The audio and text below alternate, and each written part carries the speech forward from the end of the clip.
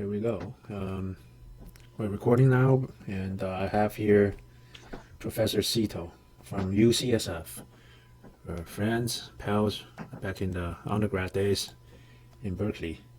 And we're having a drink today. Raise your hand. There you go. Cheers. Yeah. Well, we're not doing product placement, but this is good stuff, right? Why don't you tell Wei how you discovered this drink? Okay, you know what? Let me double check if we got the sound in from the system recorded. Okay, we're back on. I think we're good. We got the sound perfectly. Okay, Cool. about this drink, I don't want to sound like a commercial because we're not getting anything right from this. No, but, we just show the drink. Just Yes. show the drink and We're talk getting about where nothing but you joy out of where it. you found this drink and what's the premise behind your trip to find this drink, right? So Yes.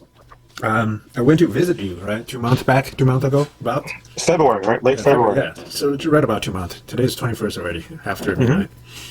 It sounds And, it sounds pretty far away. I know, time Right? flies with all this craziness going on, right? And we were just gonna get a drink at night, but when we walked into the liquor store, right? There's certain things I cannot have because I have gout, and so I can't get a beer. And well, we happened to just grab these, right? And then you thought where was it from? From LA, County. right? No, it's not. Sonoma County. Yeah. So we had it that night on the rooftop. Right, overlooking the Mission, Yes, very nice. overlooking San Francisco. You can still do that. Maybe next time you can take the camera or take your phone up there. And do it from up there or something.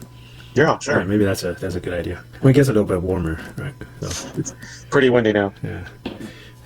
Alrighty. So, well, I haven't done YouTube for like 3 weeks. There's not much. Well, there's too much information now.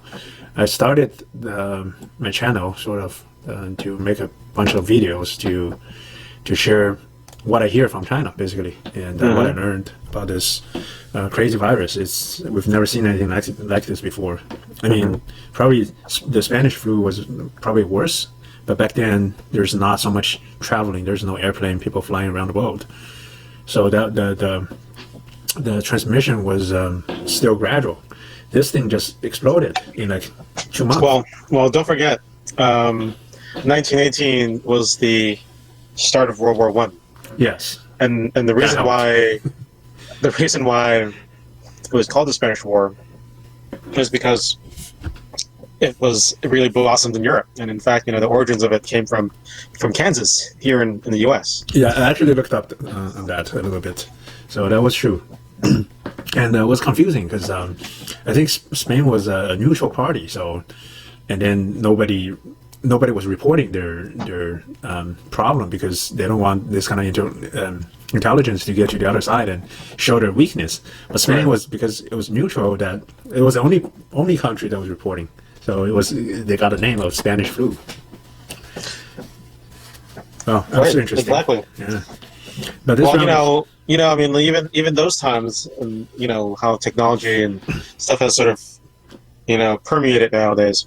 Even then, though, people understood how infections worked, by covering and social distancing. Yeah. People understood then how to control it. Unfortunately, there was a war, and no one had good sort of tools to test, and that sort of, segues into today. right? We also don't really have good tools today to test for the current pandemic. Okay, So, So that's one thing I want to ask you about, right? So, from what I learned from China, they were doing these nucleic testing, nucleic acid testing. Can you explain a little bit about that and what kind of technology that is? What does it do? So I think we sort of all know by now what DNA is, right? And that's Yes. deoxyribonucleic I assume acid. that everybody knows. So each cell, different types of cells have certain, how would we call it, fingerprints. And so like each DNA is like a fingerprint. And so it sort of identifies the cell type, but also where the cells come from, like which organism, and everything that's sort of considered living, something that can replicate, has some form of nucleic acid. And so, we can use the nucleic acid, the fingerprint, so to say, to sort of identify where things come from and the origins and what abundance, how much of that is there. So, And so the question is that there's different sequences, right? You have to identify them from the sequences. So how is that because you're reading to those sequences, or is that certain chemical signatures that they have? Right. So like DNA, we know that certain sequences belong to certain animals and plants and organisms, and so you can actually get swabs, so the cells, and prepare them so you can actually then be able to then sequence or read their DNA sequence, and from that sequence we can then identify, okay, it's from human, it's from chimpanzee, it's from dog, cat, and so that's what people have done in recent days to try to identify this COVID-19, is to try to sequence it. Okay, so the thing that I heard was that these tests initially in China were so bad.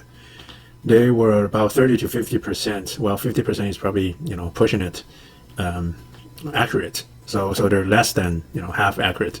Yeah. They did not bring out false negatives or false positives false positives. So that's the thing. They once you're detected, you're pretty much confirmed. They had problems getting those tests out to the fields. They had like 2,000 a day, where they needed probably 100,000 a day. And that was one of the problems that they had initially in Wuhan. Right. But right now, I think we are doing the same test here, right? In New York and those areas. Well, are there different technologies now? And so, same sort of idea, but there are different methods to go to it, right? So, in a sequence in a cell, you might have something like a read of maybe 10,000 different base pairs. So looking at individual nucleic acid sequences, and so in reality, there's different ways in sequencing it and preparation of the technique. So there are things called shotgun methods, where you can actually chop up the DNA strand into smaller pieces, and by doing that, you can then read the sequences faster, and you rely on computers and the databases of known organisms to sort of match the sequences. Okay. And so you sort of fill in the gaps, and that's one quick way to sort of sequence. And from what I hear from you and from stories, sort of a lot of the times when you sort of quickly sequence something, you really sequence maybe 60% of the actual DNA sequence, and you fill in the gaps. And so it could very well be that the process is called annotation, and it takes actually quite a lot of time. I mean, if you have a unique DNA sequence, that's something that's not found in the databases or in the literature, you might have then filled in the wrong gaps. So that could be a source of a lot of error. Okay. Right. And so during that time, everyone was trying to sequence it, but I think nowadays I think there's a pretty complete. There's several lots of groups and scientists and institutes working on this, and so I think if we compare the sequences that people have for the COVID-19, I think they're pretty reliable compared to sort of the first drafts. Okay. So then eventually they came out with a second method to test for the antibodies. So this is more like a self-testing kit. They need to draw blood and drip onto things like a pregnancy test, sort of. So if it's positive, then you show 2 bars or 3 bars or whatever they have. And that thing was quicker than the nucleic acid test. The nucleic acid test took like a full day for them to get a result. But that thing was supposed to, the new antibody test was supposed to only take 15 minutes. Right. However, nowadays, the news later on is that they sent a lot of those to Europe, to Italy and Spain and some other places, and people are crazy about it because they didn't work. They did not accurately predict anything, so it was confusing. Right. So the thing is that you have an antibody test, and to sort of get the right results, you have to have the right reaction. And so I think the initial batches for this antibody tests had something that was more SARS related than COVID. We know that COVID is a different coronavirus entirely, and if you look at what's come out recently, the proteins on the coat, the spike proteins are very different. Also, the proteins in the shell are different, but not very significantly. I mean, there's something like 80% homology, similarities with other coronaviruses out there. And we also are finding that there are also different types of coronaviruses that are out in the world right now. There are apparently 3 different types of coronaviruses with different sort of effects. And so that was sort of, I think, the problem is that you develop a test, against something that's very similar, they may not have the right reaction. And I think that's what happened with the sort of first batches of the antibody tests. Yeah, and also I think there's certain things to say about the manufacturing quality of these things, the quality control, and you just don't know, because they sort of quickly cranked these things out, and was only like 15 days or a month into the government actually recognizes this as a sort of an emergency, or and other medical companies started working on these. So I guess the point that they were rushing these, and the point that there's poor quality control and lack of experience probably contribute to all these, and the technology itself is not super reliable to begin with, and to trying to get a product out without really proving it, that's a problem. Right. I mean, I think the principles are there, right? Mm-hmm. When you rush something and you don't test it enough, and this is what you get, right? Mm-hmm. And so having sort of these tests that float out there, and only half of them really give accurate results. More of them give false positives. I mean, that sort of devastates sort of the confidence in sort of these methods. Yeah. So we need to really, really think about some of these things and try to improve them. Right. And not spend so much time and effort to make false, premises. So, I mean, I think in theory these tests should work, but having more effort and looking at the science and really, doing the preparation, making the right sort of antigen is important, right? So, I mean, maybe that's something that we're just figuring out now. Yes. So. All right. So this thing is passing on really wildly, and people didn't know about it in China. And I think there's a period of denial until things really hit your home. You don't really feel the devastation it can bring. So there was such a lack of preparation on the part of the government here, because we sort of got it the last. We had most time to prepare for that, and yet still we're sort of quite ill prepared for this thing to come. I think there's certain hope, blind hope, that it may not even come at all, or something like that. But it was kind of inevitable that it went to Europe and then devastated Italy, right? And then there's so I think there's a lot of politics in there. I don't want to get into that too much. There's politicians and media, they're really loud about these things. They're talking about these things all the time, but I don't know if that's helpful for the public. Well, it is political and it is very nationalistic, right? Mm-hmm. But it's very funny. If you look at every other country around the world, Europe, Asia, everyone's supporting their leader. Yeah. In America, our leader is sort of now the laughingstock, because very basic fundamental things aren't believed in. Right.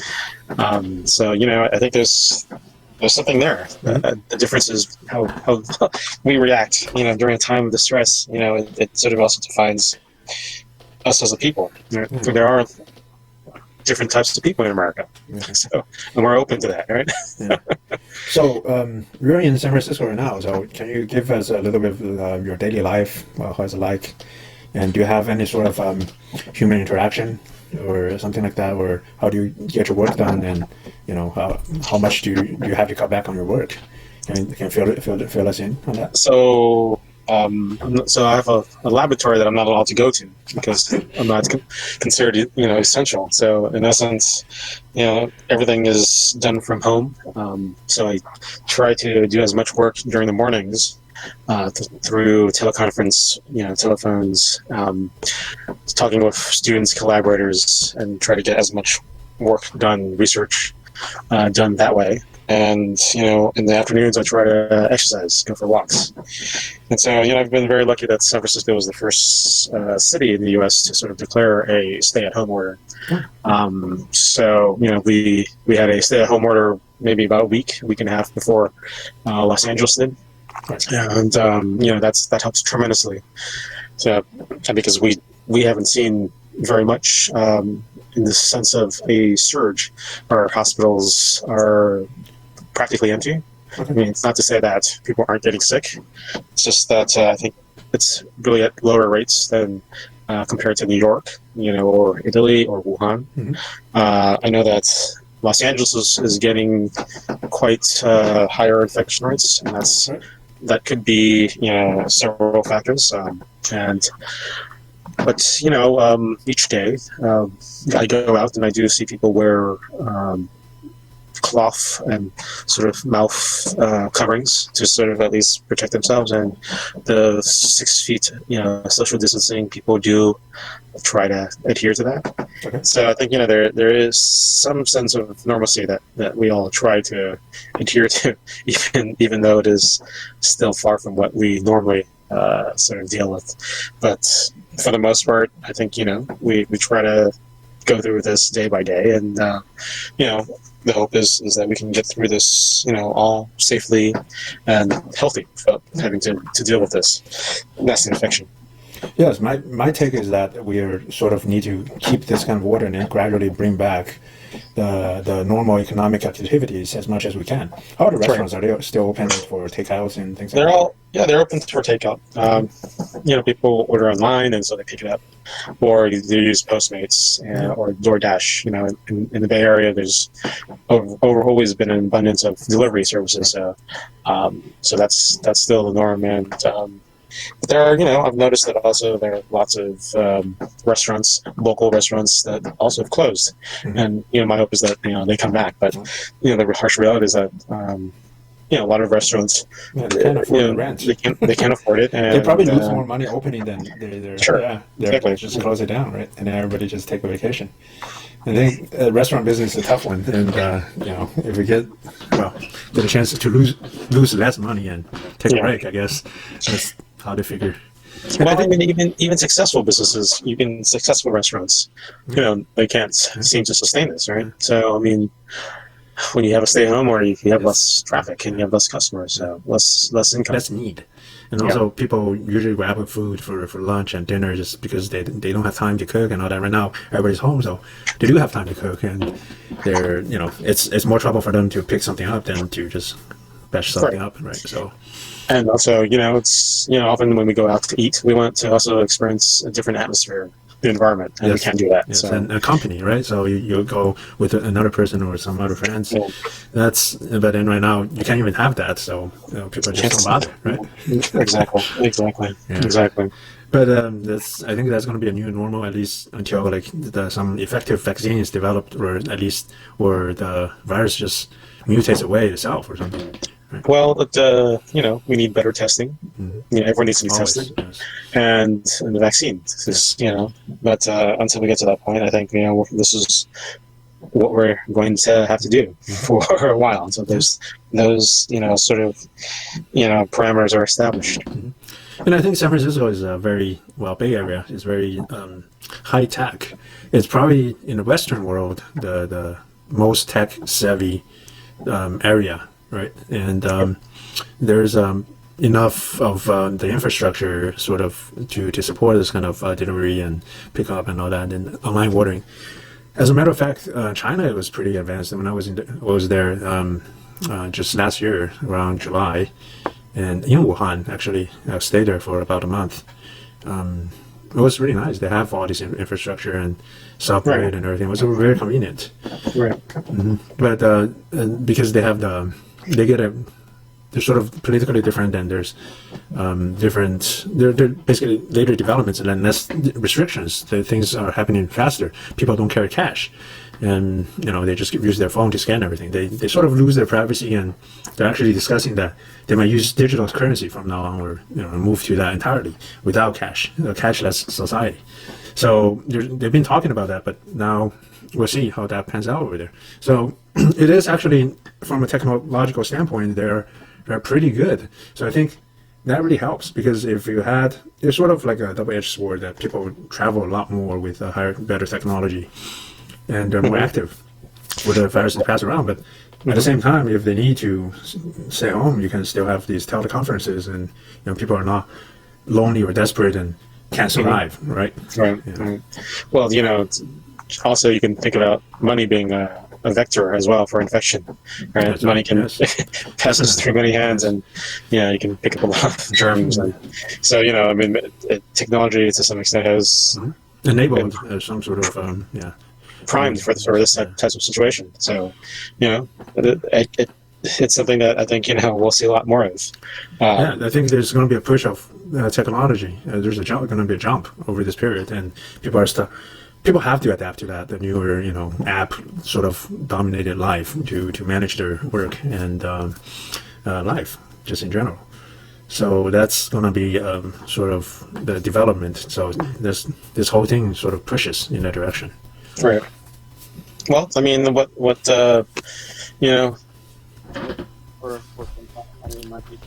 Hold on, let me see. You're dropping off somehow. Can you hear me? I hear you. I don't see your picture. Maybe you click something. I can still hear you, but I'm back. Huh. I'm back. You are back. I can hear you, but the picture is half blocked. Because I put myself up. But we can continue. I'll put myself on the main screen, I guess. Let's see. Yeah, but okay, let's have a drink. Yeah, totally.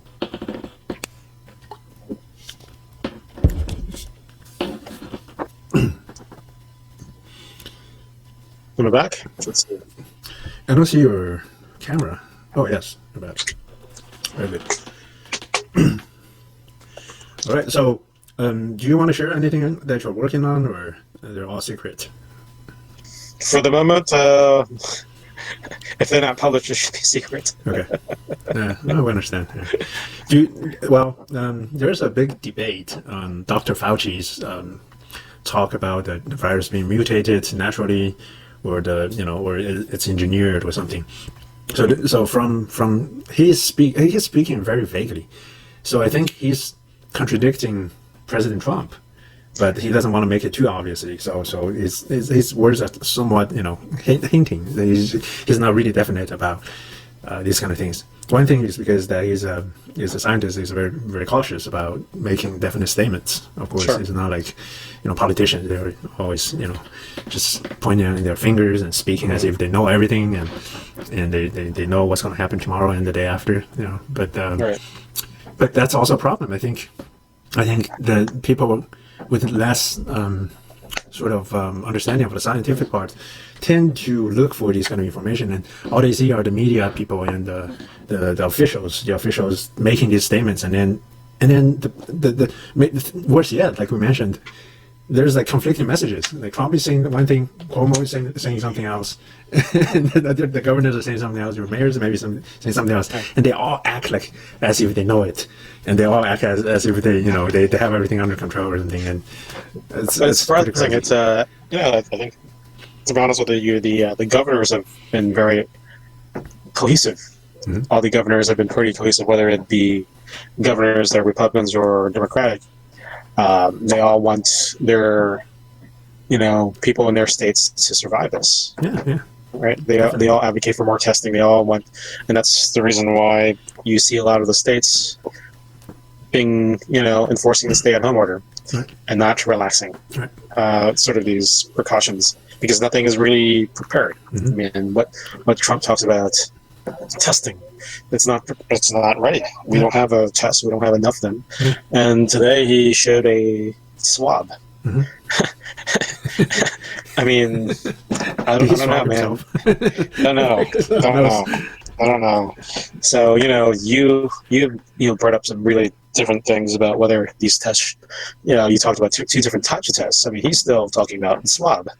So that I think there's that there. So I think for most people who are savvy about some science, I think most people are, they understand that. Well, you live in a different world. You have to keep in mind that the people you deal with every day are not. Of course, they're scientifically literate. At least they understand what science is about. But vast majority still, I'd argue that most people are not quite there. They because of the education system and then the social value system that they put emphasis on. Knowledge is sort of to them overrated. And, money is more important, right? Sure, but all that doesn't matter if you're dead. Right.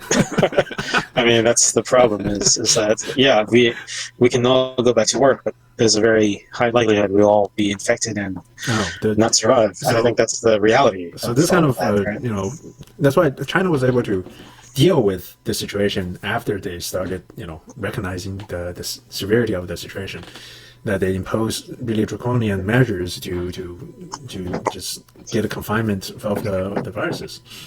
But, well, it's tragic on the individualistic scale, but overall, it's actually very effective. So let me ask you, do you believe in the reported numbers that China reports? I think they're pretty low. Nobody believes that. A city of 11 million people, you have only 4,000 who passed away at a time. Okay, before a couple of days ago, they were saying in that city it's about 2,000 something, a little bit over 2,000, and overall in the whole country is 3,300 or something. And then just a couple of days ago, they had an adjustment. They kicked that up by 50%. 50% normally is a lot. You think, wow, that's a huge discrepancy, 50%. And then they cite the reason for being, some people are not accounted for appropriately, and the medical staff were overwhelmed and all that. So there's no proper accounting for that. But the thing is that there are reports from the ground over there that the funeral homes were over capacity. They were working 24 hours a day, just right around Wuhan and within the province. And they needed people to go to homes to pick up bodies.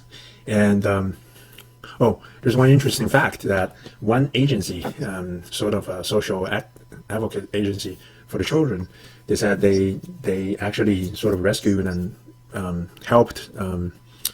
Sort of taking care of these orphans. Basically, they're considered orphans not because they lost both parents, is that they lost both parents and all of their grandparents. Okay, so there weren't any guardians. There's no guardians. There's no direct guardians. If if there's no uncles or aunts that are willing to take care of them, then they have to, the social agency would pick them up. There were 400 kids in that. So under 14, right? We're not even talking about 18.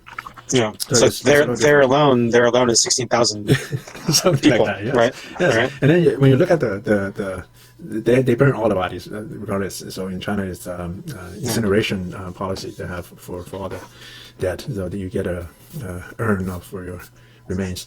Right? But the thing is that they were just burning all day, and then there are reports of the extra sulfur in the air. There's all sort of they pull the trash burners. Because they built a couple of hospitals, 2,000 something beds in those hospitals, just to treat the severe patients, right? And then they moved these mobile trash burning units over, like 40 of them. Each one can burn 5 tons of stuff every day. Mm-hmm.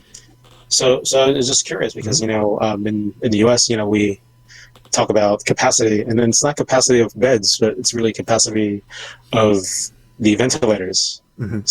So what were the actual ventilator numbers? Were they also 2,000 ventilators for the 2,000 beds?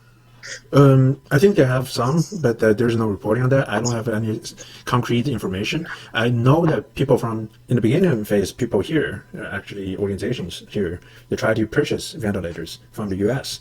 But there were no ventilators to be bought. I mean, you can't buy them because I think they got like 50 units or something to ship over. For a country, for a city that's 11 million. Very, very little. And then also it's something else I learned from the autopsy they performed on the dead, is that they found out that the ventilator might not have worked as well as they had hoped, because the lungs are all clogged up with mucuses and all sorts of liquids and all the Pneumonia. It's pneumonia. yeah, pneumonia, exactly. So the ventilator on one hand gives a little better hope to press this oxygen into there, but if the lungs themselves are not working, then it's still you still had a high fatality rate on that, and it was quite severe. And the reaction is mostly resulted in sort of panicking, right? So people get scared, and again, Because they can't breathe. they can't breathe, and then their lungs get suffocated, and it's a pretty horrible death. So, and then I don't know if they have any clinical treatments that can actually help them clear out the lungs a little bit better. I don't know if that kind of technology can be developed eventually to suck out the extra liquid, or Well, they do have sort of vacuum pumps that they do suck out, Oh, okay. Yeah. but it's still very superficial, Yeah. right? Yeah. So I mean the problem is that you have so much liquid that you suck out, it just also floods back in. So being able to cure the infection is really the source. Yes. So the and so infection triggers some sort of a immune response that the lung cells were overkilled by the white blood cells. So I'm not sure if the virus actually kills the cell, it kills the cell itself, or it just use it as a sort of a replicating mechanism. But there's during SARS in 2003, they were using steroids to help to fend off their own sort of overreaction of the immune system to. So eventually, clinically, they figured that worked to save some lives. But of course, there's huge after effects and side effects after that. But at least those lives were saved. So but then this time, I don't think they tried a little bit with no or very bad results. So they did not use that, at least in China. So, but these kind of things, clinically, they don't know. They have all these tricks up their sleeve, and then they just try them and then see what they respond. Right. Well, the current treatment is the remdesivir from Gilead. Mm-hmm. Yes. It was used for the first patient that was infected in Seattle, Right. and then that's actually a drug for I think HIV. So I infections. thought that was for Ebola. Ebola. Yeah. Oh yeah. So it really tries to sort of attack the replication of the virus. So it seems like it's going through clinical trials, and this is coming It forward was first slowly. sent to Wuhan for clinical trial. They made, I think, 20,000 doses, something like that, 10,000 doses or something. The problem is that in China, they cannot find enough candidates. You say, how could that be? Right? There's like so many people getting sick at the time. But the thing is that they required the candidates to not be on any other sort of medication. So that's to perform their double-blind study. But they couldn't find anybody willing to sign up for that, because everybody else, they rather try to use their, whatever magical juice they have over there. So that's one problem, that they had an inconclusive testing over there, because initially they thought by now, mid-April, they would have some, or late April, they should definitely have some good, firm results. But there's not enough data to confirm anything. But from what I hear is that it does have side effects, but it does perform really well on certain people, and did save lives. Well, it's liver toxic and damages organs, and so Of course, at high doses, just like chloroquine, right? So You got to kill something, you got to be killed. right, exactly. And I actually saw something interesting, that there's some doctors from the hospitals that they were affected. Now they have recovered, and then their skins just got really dark. They got like a huge tan for some reason. Of course, they look a little bit deformed. I don't know what that is, and then what kind of treatment caused that. But So a lot of iron. There's a lot of little. So oftentimes is that when your skin sort of turns color, there's a lot of metal toxicity, and so some of the drugs maybe they tried were to chelate the virus. So that's oftentimes a strategy to take toxins out. Oh, okay. But in the same way that you have tattoos and things of that sort, right? So it could be sort of a side effect of metal toxicity. Yeah, so that could be it. And then we don't know. But then I did see a couple of reports about that. So that's sort of interesting to me. They do look. They don't look normal. They look just the form that they have on their facial expression. They look that they've been through something, like they've burned or something, or not that their skins were any sort of damage in that, but they got tanned really severely, and then they're basically their facial features Maybe are changed. maybe they were sprayed something, right? I mean, I think we saw a lot of videos of them spraying stuff everywhere. Oh yeah, that's that. Well, I'm not sure. That might be it. We don't Right? know. We don't know. I mean, a lot of companies spray. Yeah. Oh, by the way, that's another problem. They have these kind of um, what do you call it, restriction orders for the doctors or nurses to talk in China. So I do actually have, we do have relatives, family relatives in there working throughout this whole thing, and we don't get any sort of message from them. They have a sort of a written up official line that they So pass to a everybody. gag order. Gag order, exactly. So they send it out, say we're overwhelmed. We appreciate your concerns, but we cannot do any. We don't have time to report anything. That's basically that's their message. And the gag order is actually effective here too, right? In certain hospitals, I guess that's what I heard.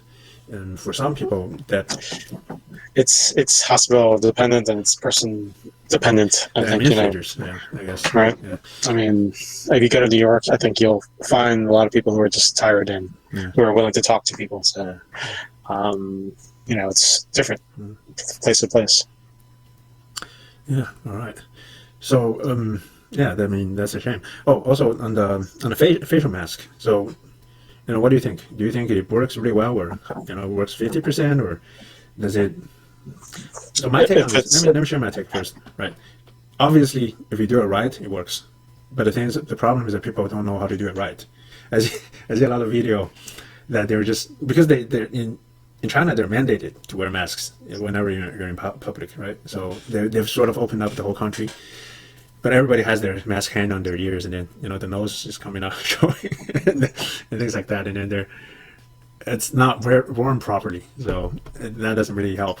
It's not comfortable. No, it's just it's understandable, right? If you're especially working and you're sweating and you need to breathe. I mean, it's not the most comfortable thing to wear, right? So and. I think we're here. They started suggesting wearing a mask here in California, at least, is that you protect in others. San Francisco, it's going to be tomorrow. Oh, really? I mean, Sunday it was official, Okay. but they'll enforce So tomorrow. Too. Yeah, so I know in LA they enforce it too. Yeah. They will give you a fine if you don't wear a mask. Yeah, so you gotta at least pull your shirt up to cover your face, cover your mouth, right? Something like that. Well, they have people. I mean, right now I see everyone wearing a mask, so there's no one not wearing a mask, even if you're respecting the 6 feet distance. Yes, it's still a good idea. Yeah. So it's just that we don't have enough to go around. That's a shame, and they're costly. Just cover your mouth and your nose, a bandana, something that's very simple. Will do, most of the job. The key idea is to prevent everybody's breath from getting all over the place, because the virus is known to actually be still active outside of a human body for a long time. And Days. Yeah, for days. Apparently. And depends on, if they're still active, and if the concentration is high enough, or you're just unlucky enough, and then, lick your fingers all the time, then you may get affected. And there are stories in Wuhan, albeit it's probably like rare cases, that people just don't know how they got it. They were in the presence of some sort of someone who doesn't asymptomatic patients. They're not even patients. They don't even know. And then they trace back everything and say, oh, that must be it. They were like 6 feet apart in the same supermarket. Eventually, they got infected, and it's a very tricky situation for this one. And Yeah, no, I mean the virus stays around for a while. It stays airborne.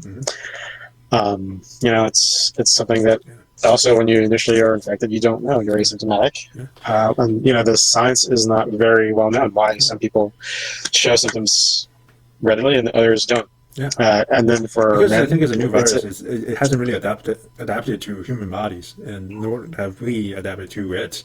So, but we find that it's gender specific. Men are affected more often than women. There are certain races in the U.S. that are more susceptible. We don't know whether it's behavior or whether it's. I always think it's mostly behavioral, and that's my understanding. Like Asian people, because they are more in tune with what happened in Asia first, and they were more aware of the situation, and then they know how to keep themselves free, or at least distance from the virus source. And that's another thing I want to say. Like every person, all the people who don't care about their own lives and then they think they can overcome it. They're young enough. They've never gotten sick or something. They have high confidence. Is that once you get it, you're making more of that virus. You're sort of a factory for the virus. That's something people don't really. I don't know if they think about that. And then that's going to increase the overall quantity of the virus for everybody in this world. That's something, not just for yourself, for your family, if you're just for neighbors, for anybody, at least you're like one person, right, in this world. So where else you'd be living, or else you wouldn't even get this virus, right? So that's that's the idea. You may not die from it, you may not even feel it, but you're increasing the chance that someone else around you will die from it. So I know people go take the AR-15s or something and go protest about their freedom. I mean, freedom is good, but the thing is like there's also certain societal. We're in this battle with this alien thing that we have never encountered before. So there's certain protocols there's certain common sense that we need to follow. And people just I don't know. There's certain other problems that they need to face, but. I can, there's no problem if you die, right? That's always. Well, it doesn't help that we have a president that incites this kind of behavior. Yeah. I think he needs to do more to call out for that, and it's okay. Okay, you want to say hi? I'm getting. But hey, yeah. YouTube. Is it live? It's not live. I'm going to post it up. It's okay. I can cut you out. Right. You guys cannot see. Old man's here. What's wrong with you? Nothing. We're just having a drink. Mama. And you put on YouTube? Yeah. Put some sense into him. She can't hear you. I have my headset. I can't. It's crazy. 中年男子，油腻中年男子。 Exactly. Okay. All right. I guess this went well. I mean, this is nice. Okay, we should do it again once in a while. Sure. Like, I think there are other things to talk about, and yeah, we should talk about Sweden, how they don't do the social distancing, and how Japan they're also not doing toughing it this. out. Sweden. Huh? They're toughing it out. It's a very, very hard way to tough it out. I know. It's like that's what I don't understand, right? It's like the first guy to say it is Boris Johnson, right? He went on and then just declared that okay, we just have to live through it and power through it. And then he got he went into ICU himself. That's this thing pounds, and then he doesn't talk like that anymore. Right? So you remember James, right? Remember James? That's right. James is a cousin of Boris Johnson. Oh, really? Wow. Yes. That's something. I mean, Yeah. he's really cute. He's like a funny character, right? Like, but Boris Johnson is. I mean, we got world leaders like that, right? We have a character too as president. They're like they're like the TV personalities. They're like the movie characters that came alive. Jump out of the screens. And, that's funny. And you can't take things seriously anymore. You can't take media. You can't take politicians seriously.